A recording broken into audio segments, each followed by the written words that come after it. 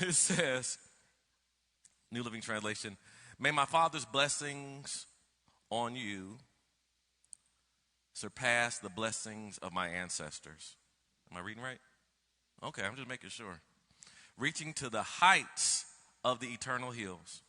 May these blessings rest on the head of Joseph, who is a prince among his brothers.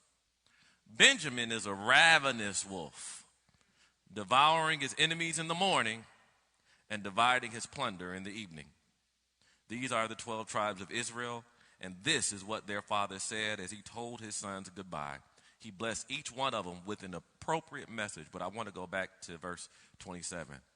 Benjamin is a ravenous wolf, devouring his enemies in the morning and dividing his plunder in the evening. I just want to, we got the name of it. The name of it is Twilight, but I just need you to push on somebody real quick. Tell them, it's time you fed your desires. Not all your desires. Now stop tripping. Now, if you came in with your spouse, you might be prophesying to your night tonight, but it's time to really go get that thing, right? I'm excited about this because Genesis chapter 49 begins with Jacob, who we know is Israel, prophesying to his sons. He sees his sons and he speaks into their lives. He says something about each and every one of them, which would follow through into the loins of each son so that they would produce. Because remember, all of Israel's sons were the 12 tribes of Israel. So within each one of his sons were different divisions of a country. I need you to catch that. In each one of his sons, just act like it's the 12 colonies, right? Each one of his sons was a different state. And each one of his sons was a different type of people. So you don't know what's in me. Only the Father knows what's in us. The Father knows what's in us. He can speak to what's in us. And Israel was speaking to what was in each one of his sons. And in each one of his sons were many nations. In each one of his sons were many nations. The potential was in each one of them. I need you to look down your row. And I need you to just yell this word, potential. Down the row, each way down the row, each way down the row. Because the devil made you think you ain't nothing. He tries to make you think there's nothing good in you and there's nothing good on the person next to you. But the devil is a liar. God has something in you. The Father knows that there is something great. Now, point to yourself, so there's greatness in here. So it starts off with Israel talking to all of his sons, telling his sons who they are and speaking to them. And I'm only going to stop with Benjamin because Benjamin is the one I need to talk to because that's the one I created the whole sermon around. When he talks to Benjamin, he says this about Benjamin. He says, Benjamin is a ravenous wolf. I need to stop there. He didn't say Benjamin is slightly hungry. He didn't say Benjamin's appetite was getting the best of him. He said that Benjamin is like a ravenous wolf. Can I tell you the reason why you're not walking in your best is because you're not hungry enough. The reason why you're not dominating in your area is because you're too passive. I need to talk to some hungry folk. When you're real hungry for something, you don't take no for an answer. When you're real hungry for something, when you're ravenous, it's almost an out of control hunger. I need you to be passionate about your purpose to the degree that you're almost uncontrollable. When was the last time you felt that hungry about your purpose? When was the last time you felt that hungry about your business?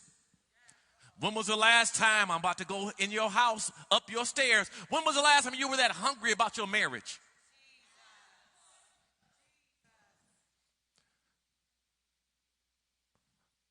So it needs to be all about the Benjamin this morning. Benjamin, watch this. He said he is a ravenous wolf, which talked about his determination, his character, his hunger. There was something in him. There's got to be something better in you than what you're producing. You're producing like you ain't hungry. You go to work like you ain't hungry. You're at your business like you ain't hungry. You don't study about your business. You don't study the trends. You don't study other businesses. You don't look for mentors. You don't look to be coached up. You just are trying to have a business. Stop lying to yourself. You ain't hungry. But I want to talk to some folk that are famished. That they go to sleep thinking about dreaming before they dream. Oh, that was good. When was the last time you dreamt before you dreamt? You daydreamed. You just started thinking about what God put in you. The greatness God placed in you. The seed of potential God put in you. When was the last time you were hungry to get that seed out? When was the last time you were famished to walk in your purpose? That you woke up in the middle of the night, turned over, and grabbed your notebook and started writing notes about what God was talking to you about. It didn't say he was ravenous at night. It began and said he was ravenous in the morning. Stop. I need you to understand. Hunger should drive you out your laziness. Maybe the reason why you're so lazy is because you're not hungry anymore. Can I ask you a question? Who has ruined your appetite? What has ruined your appetite? Because you used to be hungry. You couldn't stop posting about your dreams and could not stop talking about what God was doing in you. Now all of a sudden something happened. Did disappointment spoil your appetite? Did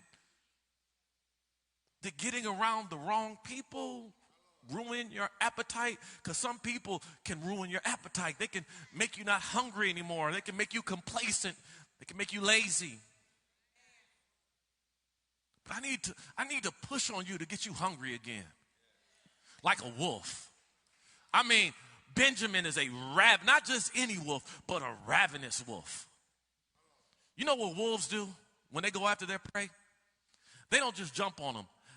They purposefully chase them to exhaust them. They purposefully chase them to exhaust them. Well, why is that, Pastor? It's because they are strategic about their plans. They figure if I can wear you out, then you won't put up a fight.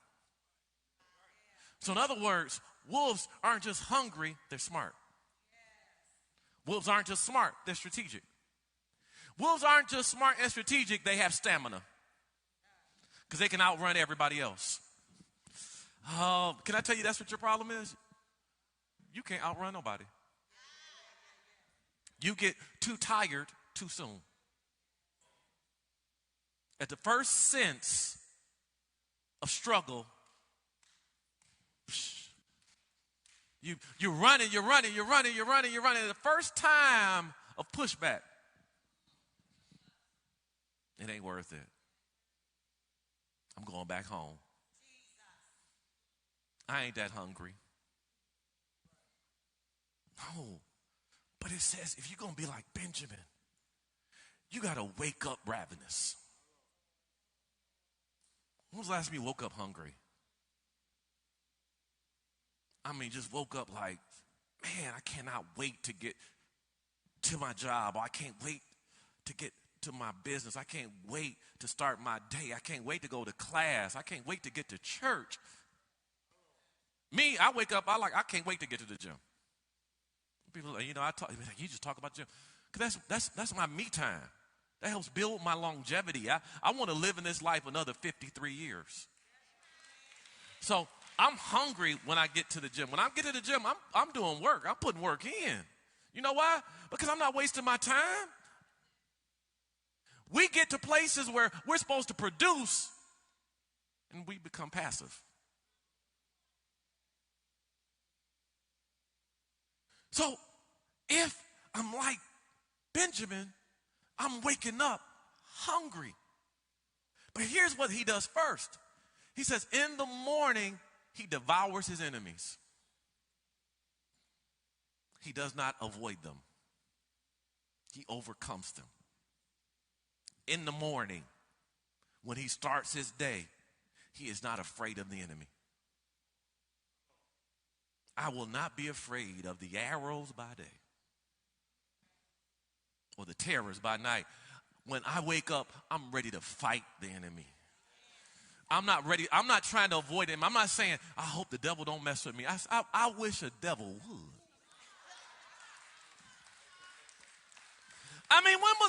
When you hungry, you got a different attitude. When you're hungry about and you're about your business, you wake up ready to fight. You like, I wish somebody would try me today. He devours his enemies. He does not run away from his enemies. He devours it because before he starts to work, he has to fight. Before he has to produce, he has to fight. Some of you can relate to that. How many times you got up in the morning and you had to fight before you got to work?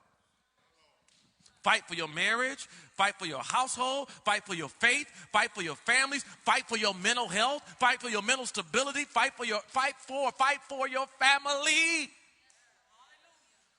Before I even leave the house, I'm fighting. I feel like 5 heartbeats. I got to fight every night to prove my love. What you say to my wife? Literally, you have to. If you're not ready to fight, you're not hungry. If you turn over and pull the sheets over your face because you're avoiding confronting the thing you need to conquer, then you're not hungry. Because you can't kill what you won't confront. And you won't confront it if you don't believe you can overcome it. He was a ravenous wolf. He's like, hey, listen, if I got to be a lone wolf, I'm okay with that. If I got to run it down, I'm okay with that. If I got to chase first thing in the morning, I'm okay with that. I'll just limber up, stretch. We get older, they got to stretch a little longer. And then you got to go after it. I need you to look down that same aisle. I need you to tell everybody down your aisle, go get it. Whatever that it is, you got to go get it. Because it is not coming to you in these days.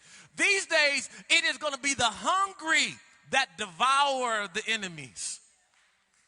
It's the hungry that are not intimidated by the enemy. It is those hungry wolves that are not scared by the enemy. When I'm talking about confronting, I'm talking about when was the last time you went into warfare before you left your house? Knowing that the enemy is assigned strategic territorial demons to every area of your life. Familiar spirits around you to seduce you. And you don't wake up and war before you walk out the door? You ain't hungry. You just playing with your food. I'm telling you what my mom and dad told me, don't play with your food, eat it. Whatever you got to confront it. Whatever you got to kill it. Whatever you got to devour it. Whatever you got to confront, don't punk. Confront.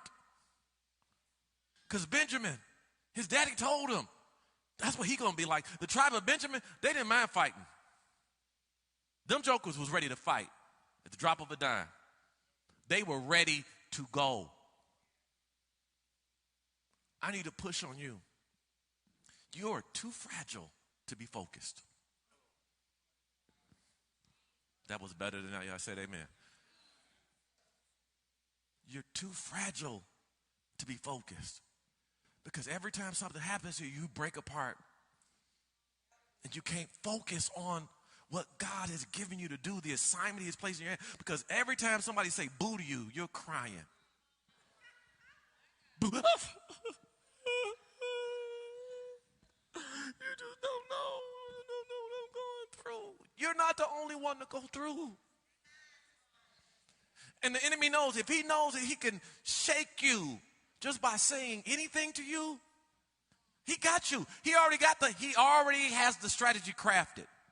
He's going to continue to send people in your life to say things to you, to shake you, because you're too fragile to be focused. So when you wake up in the morning, you're fragile. When you wake up in the morning, you're looking at Facebook to see who said what about you. You're reading your text and you get shook by a text message, by somebody's thumbs typing on their phone. You're shook by what they said.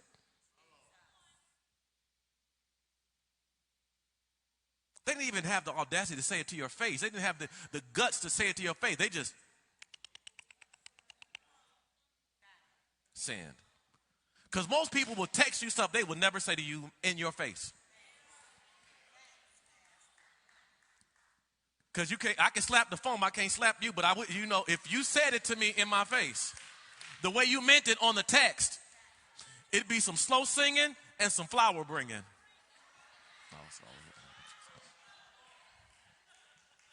Am I talking to anybody in the room today?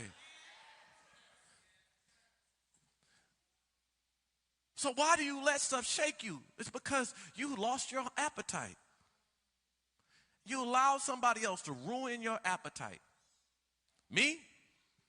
Anybody who knows me knows I can eat, like, for real. Like, you sit me down at the table and you put food in front of me. If I was a betting man, I bet that probably nobody here could out-eat me.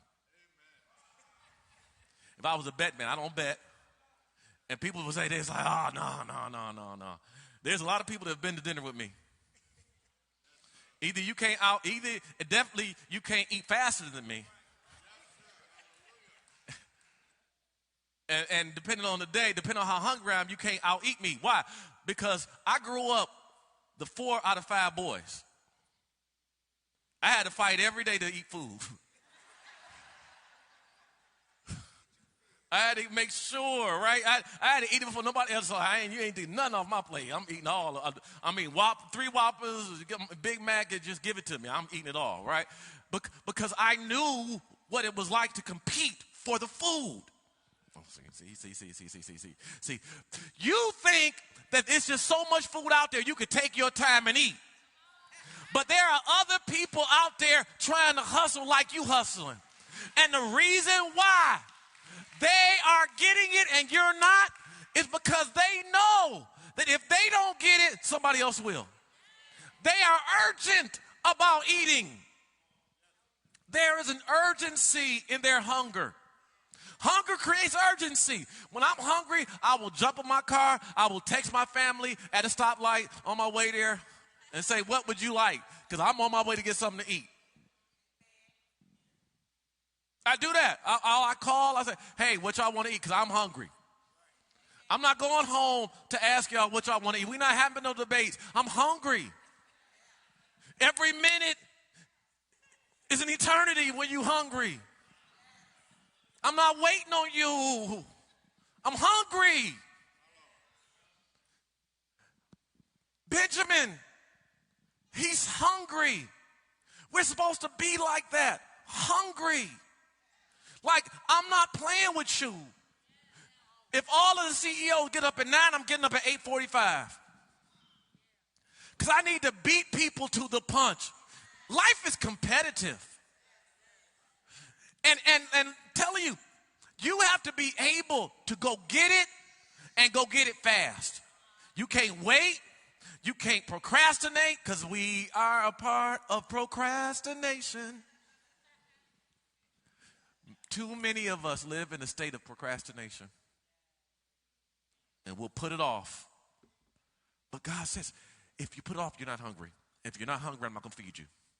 Because only they that hunger and thirst shall be filled. Y'all ain't talking back to me. It is a prerequisite to even getting filled from God. You got to be hungry and thirsty. Benjamin is hungry in the morning. The first thing he does is devour his enemies. He overcomes his enemies before he goes out and gets the food. He does not eat before he fights. He fights to work up an appetite. When he fights, he devours his enemies, and then I love this.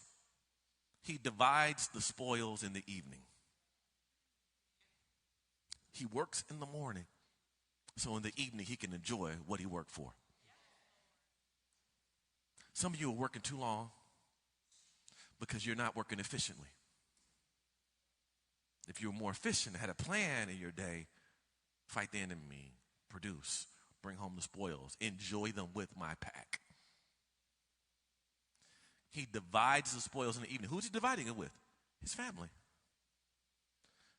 So he can't provide for his family in the evening if he's not fighting the enemy in the morning. Can I tell you why most families are failing? It's because we got it mixed up. We're trying to eat in the morning and fight our families in the evening. We're eating with the enemy in the morning and we're devouring our families in the evening. You're enjoying the day, but when you get home, you're defeating your house. But if we get it right,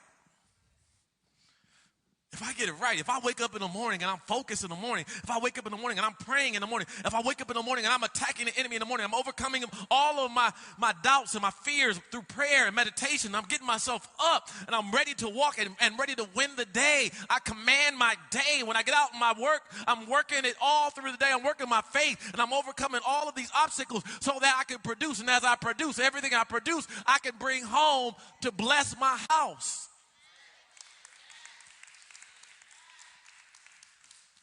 But I can't bless my house if I don't do the work in a day. The Bible says man don't work. He don't eat. See, why do all the sisters know that? All the sisters know that script. They don't know others. They know Jesus wept and man don't work. He don't eat, Pastor. Not in this house. He got to work. You know that for your man, but you don't know that for your son. Oh, I feel like preaching today. Oh, Lord, I don't know. Yeah. You, the lady's like, he coming for the brothers today. And then I did that swerve. I swerved when I drive. I swerved and got you because that's not what you train your sons. You don't train your sons, the man don't work, he don't eat. You train him as long as you live in my house, baby. That's my baby. And that's why you have crippled him. Because that's your baby. A grown baby.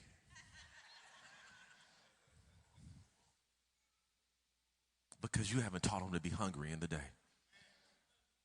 He never knows what it's like to go hungry because you're always providing for him, mama.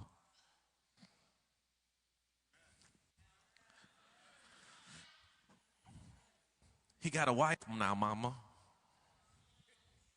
He has to provide for that house. Why are you still shopping for him and he grown with a wife? But you see it. Am I talking? I'm not fantasizing, right? This stuff happens, right? So Benjamin isn't hungry because mommy feeding him. But if mommy ever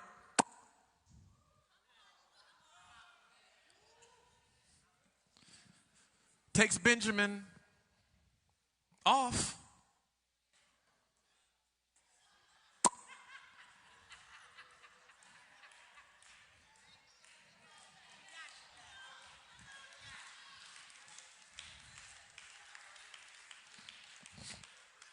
that's why daddy and his son fighting.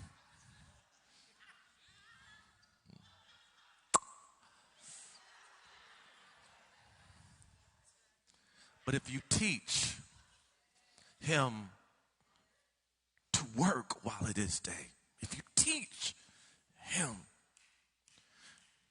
to know what it's like to be driven by hunger, if you teach that young black boy how to be driven even when people aren't feeding him, he won't walk into a society in a world that is not structured for him to succeed. He will succeed even when the system is against him because he's too hungry to fail.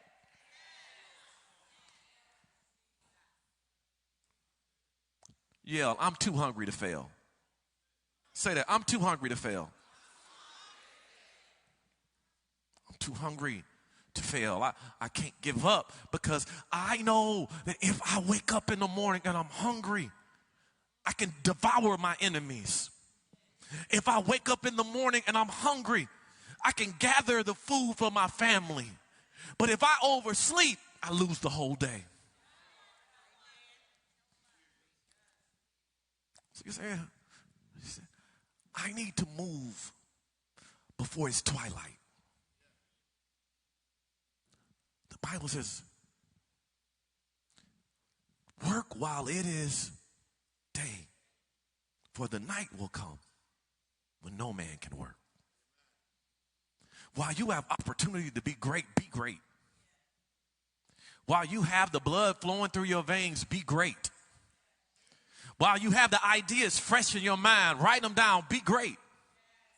Be great now, because when twilight comes and you're in the latter part of your years, you're not going to be able to be as great as quickly.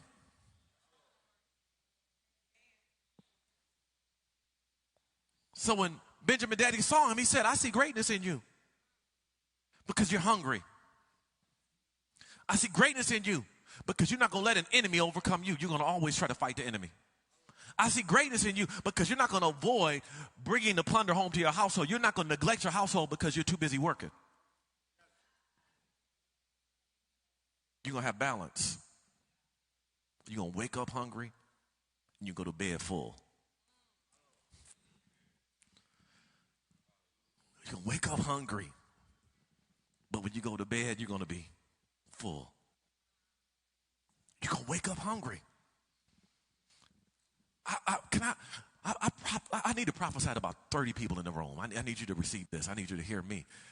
I want God to stir you so deep that when you wake up in the morning, you can't go back to sleep. I want God to stir you so deep that hunger pains are what wakes you, not an alarm. Because when you wake up hungry, man, there's nothing you can do. I mean, you just got to get up. It moves you. It motivates you to get out the bed, even when you don't feel like it. Hunger makes you move when you don't want to move. Hunger makes you go when you don't want to go. Hunger makes you fight through sleep. Have you ever had a battle between sleep and hunger? And sometimes sleep wins and sometimes hunger wins. If you're hungry enough, you can't go to sleep. I'm up. I'm going to Coney Island. I'm going someplace with Taco Bell. I'm going to someplace because I am too hungry to be settled.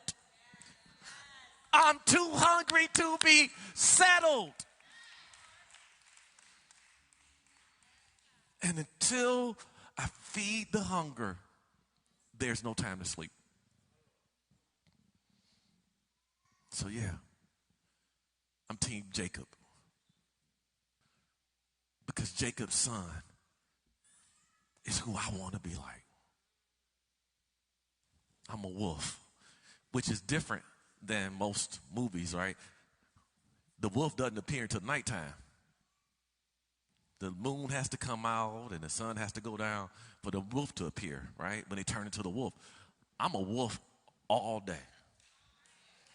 I ain't got to wait for no lights to go down. I ain't got to wait for nothing. I am a wolf all day. I'm not that kind of wolf. I'm hungry like a wolf. I want to get it done. When I look at empty chairs in our building, it is not discouraging me. It motivates me. When I look at our church bank account, it might dishearten me some days. Woo. But it motivates me. I was sitting with my armor bearer this morning. I told him, I said, listen, we're going to double because we got to. I don't receive anything less than us doubling our attendance this year and doubling our finances this year. I'm not settling for nothing else. Anything else is substandard. Anything else is beneath my hunger. I'm hungry for souls to be saved. I'm hungry for lives to be changed. I'm hungry for different. That's right. I'm hungry like a baby. When a baby is hungry, they let you know. They cry aloud. I'm hungry for change. When I left out of church last Sunday, I was so distraught. Not because of what happened in here, but what happened over by 8 Mile and Gratiot. And I put a post out there. I said, listen, God's been disturbing me, and I feel like some things got to change. I'm going to have several meetings this week. I had meetings this week. We had a rally. One of our partners had a rally here yesterday. I was a part of that rally yesterday. I'm a part of a conversation on tomorrow. I'm talking with our city officials. I had lunch or brunch with one of our city council people, and I talked about this because this is important to me. Not another baby should die at another block party. Nobody's kids should be dying at block parties. Nobody should be worrying about where their kid is at 3 o'clock in the morning on a Saturday night. But nothing will change if we're not hungry for change. Nothing will change if we just do another prayer vigil. How dare you say that, Pastor? Prayer changes things. Prayer does not change things unless we put faith with it. If we're just doing the mechanics of prayer because that's what we do, that is our response, but there is no action with it, faith without is. So if we don't go to work to change our communities, faith without works is dead. You want to change your finances? Put the work in. Be hungry. Next time they offer you a credit card, be hungry enough to tear it up.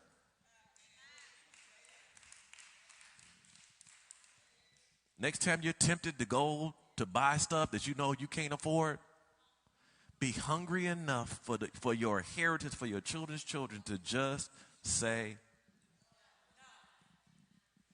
be hungry enough. Be hungry enough. The next time somebody slides in your DMs and you want to have a great marriage, be hungry enough to block them. I want more out of my marriage. I'm not going to settle for less. You have to demonstrate what your hunger is. If you're really hungry for it, it'll change. If you're really desperate for God to do it, it'll change. If you're really hungry to launch a business this year, you do your research. I challenge some entrepreneurs. I was at I'm done after this. I am, promise you. I was at an event in June, and we were talking about entrepreneurism, and I was seeing so many black millionaires, mega millionaires that I was talking with. Christian black millionaires. And I text some of my entrepreneurs at our church. I said, listen, I don't care what you're doing. Next year you need to be at this place. And people say, well, why are you doing it? You just promote it because that's your bishop. I said, no, I'm not promoting it because it's my bishop's. I'm promoting it because you only be what you see. And if you're only around broke ninjas,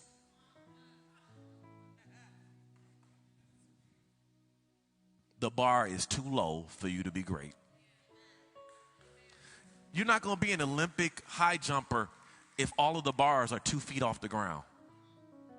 If you're never challenged, the bar is not raised, you'll never walk in your divine purpose.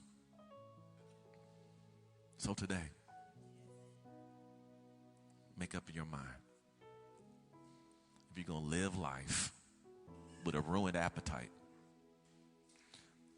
or if you're going to be hungry for more, do you want more? Or will you settle for less? Will you eat enough just to survive? Or will you eat to the full, till it overflows? For me, I'm too hungry for greatness to settle for mediocrity. I'm too hungry for great to settle for good. Good is the enemy of great. The thing that stops you from being great is because you're good. You'll never be great when you're good. When you just like good, you'll never be great. But today you can make the change.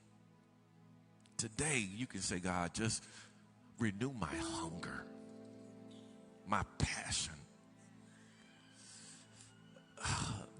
Renew my hunger so that if I delight myself in the Lord, He will give me the desires of my heart. If I'm just hungry again, if I'm hungry for your word, God, you will give me your word distinctively, specifically, and I'll hear you even more. When I'm hungry to God, my senses are attuned, so I'm hearing Him better. What are you hearing? What's clogging up your ears? What is ruining your appetite? And whatever it is, I dare you to remove it from the table. Whoever keeps coming against your faith in your life, put them on block for 30 days. See how much of an advantage you'll have with 30 days of just blocking them. I just spoke to somebody. I literally just gave you something that you can do today. There are some people in your life that are ruining your appetite for greatness. That every time you get back around them, you start drinking and smoking again. You start lying and cheating again. But can you block them for 30 days? Can you just block them? Listen, you can bring them back if you need to after 30 days. If you need to, if you really need to. But I dare you to do that fast, because if you fast them, you'll be hungry.